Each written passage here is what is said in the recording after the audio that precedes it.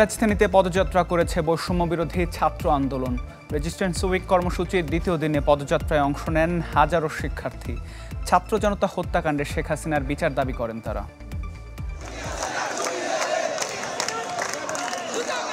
Resistance week কর্মসূচির দ্বিতীয় দিনে ঢাকার রাজপথে ঢল হাজারো শিক্ষার্থীর।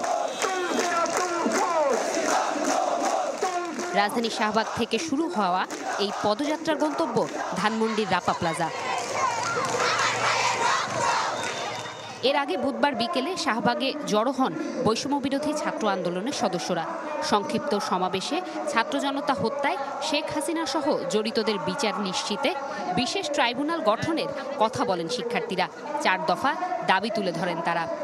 আমরা স্পষ্ট করে বলে দিতে চাই, যদি যেখান থেকেই হোক পাল্টা গণ অভ্যুত্থানের চেষ্টা করে থাকেন, তাহলে আপনাদের গায়ে বাড়া জানাজা পড়ার লোক খুঁজে পাবেন না।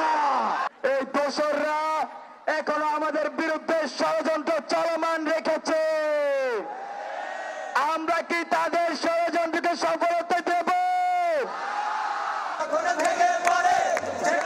শিক্ষার্থীদের আন্দোলনে সারা দেশে হতাহতের তথ্য সংগ্রহে সবার সহযোগিতা চান বৈষম্য বিরোধী ছাত্র আন্দোলন।